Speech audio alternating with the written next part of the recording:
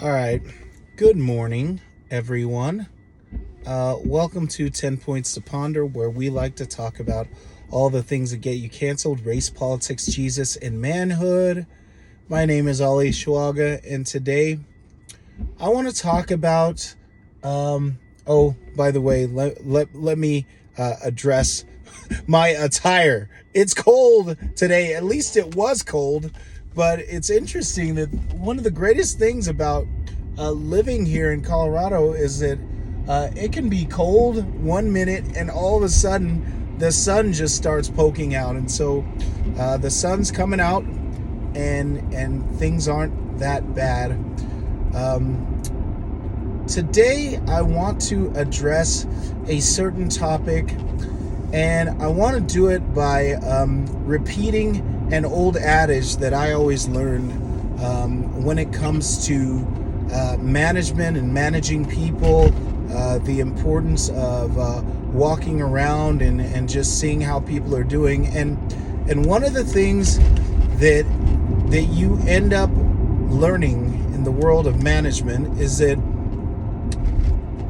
anything that you see and do not take any action in regards to, so anything that you see and then you just kind of ignore, that is a signal to others that you approve of it. I want to think about that adage, that if you're walking around and you see two people, I don't know, horseplaying, punching each other, and you just walk by and just keep going. You're the boss, right? You're the authority figure. You're the leader. You just walk by and let it happen. Well, that gives a signal basically to everyone else that this is what we're doing here. This is how we're acting in this place. And I want to use that as a jumping off point for how it is that we ended up in this state, being under the thumb of the government through these ridiculous bag fees. So for those that don't know, anytime that you go to a grocery store in the state of Colorado, if you elect to use a plastic bag provided by the store, you have to pay a 10-cent bag fee for the privilege of using that plastic bag. The whole purpose of this is to make people utilize what are called reusable bags, so that they're not just using plastic bags and wasting them. The problem with this, there's a small problem, right? And then there's a big problem. The small problem is that it's just stupid. We need bags for our groceries. We need bags in order to get a large amount of groceries, handle them, put them all in one place, and take them from the grocery store into our cars, from our cars into our kitchens, and put away. We need plastic bags.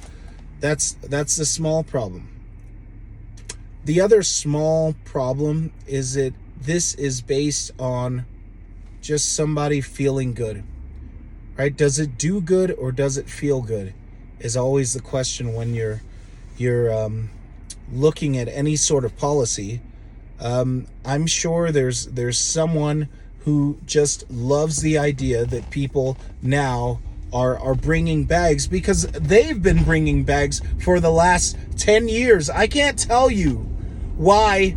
About 4 years ago, when I went to California, I pretty much almost vowed that that's my last time going to California, because of these bag fees. I can't tell you how many times I've sat in the store, especially if I go to Whole Foods or go to any of these Sprouts or whatever, these organic food places, how many times I've sat in line and just waited, looking at my clock as someone is like going through their collection of reusable bags to give to the cashier so that they can feel good about themselves. And so now, through public policy, someone has vindicated these people, these irrational people. What is the point of the bag fee? Have you walked around, and I'm going to use some Carmex. It looks like my lips are a little dry.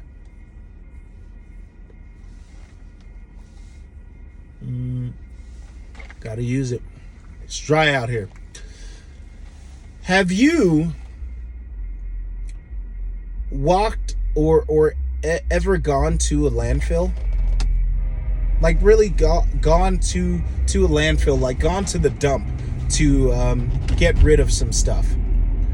Have you seen a bunch of plastic bags just laying around, being ruining the environment? I haven't.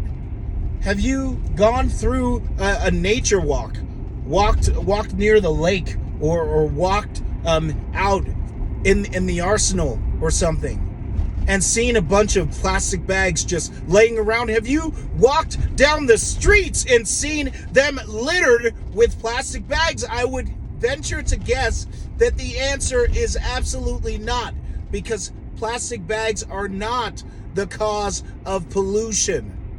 They're not the cause of some sort of environmental crisis requiring a legislative action that now keeps me from being able to have the convenience of using plastic bags that the store has purchased in bulk for that very purpose, to make it easier for people to buy groceries and other items. I would venture to guess that most people are like me and actually go through the trouble of saving their plastic bags, creating maybe little containers for their plastic bags, because plastic bags are valuable. Like we're not just tossing these plastic bags in the trash. Plastic bags are being used to for trash purposes. They're being used. I mean, I've used plastic bags as gloves. Probably the primary use of plastic bags is so that if you're taking a lunch and pack a lunch, you want to put your lunch in the plastic bag so that everything's easy to access, unless you actually have a lunchbox. And so it's based even on a flawed premise. No one's abusing plastic bags and just willy-nilly tossing them out. Like there's no nefarious plot to just destroy the environment with plastic bags. And so why are plastic bags the target? And so we go from the little issue to the big issue. The big issue is simply control. In the book 1984, there is a perfect quote that says that the sum of human history is indicated in the picture of a boot stamping on a human head. They're simply stamping their boots on your head and telling you what you can do and what you can't do. And everybody's gonna, it's not that serious, it's not that big. Yes, it is. Yes, it is. When they told you no gatherings of more than 300 people, oh, that's not a big deal, we're fine, right? Until they told you you couldn't celebrate Thanksgiving with your family, which was like 5 people, right? So they start with these things because they want to build a certain muscle. They want to build a reflex. That reflex is the reflex of compliance. Okay, I guess you got to do it. That's what we got to do in order to live. No, this was created. This was added as an additional hoop that you have to jump through in order to enjoy the simple activities of daily living. And then we add to that you know that only the people who follow the law, right? Only the people who have actually had some measure of success, right? Only the people who follow the law are the people who are actually beholden to the law. And I love the fact that in this bill for these plastic bags, they excluded certain groups, right? So if you're receiving food stamps, oh, well, your bags are free. You don't have to pay bag fees. If you're poor, if you're lawless, if you're homeless, you don't have to pay bag fees. And so I've come up with a easy and simple solution. I need to buy trash bags. Actually, a couple of solutions. One, periodically I need to buy trash bags anyway. So if I go to a place and I buy trash bags, I'm just going to use those trash bags to pack all of the things that I got that day. I'm going to use plastic trash bags to pack my stuff. The second solution is that if the stuff is small enough, then I'm going to go to the produce section and get as many of these little tiny plastic bags as possible, and I'm going to use those. So either way,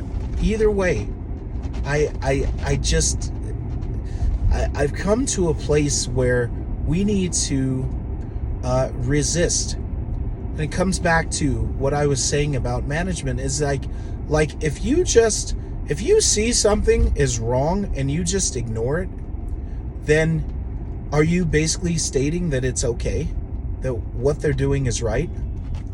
This is not the right thing. And this is all done under the cover of night because we elect certain leaders, and when certain leaders get elected, then they get to do whatever stupid things they want to do that are within the interest of their donors and constituents. And so in this case, their donors and constituents are these Denver liberals who are living in their mansion, but deeply concerned about the environment and how you are ruining it through using plastic bags, and they've given their best efforts to promote the use of reusable bags, but because not enough people are following, then obviously now we need to use the arm of the state to force you into compliance.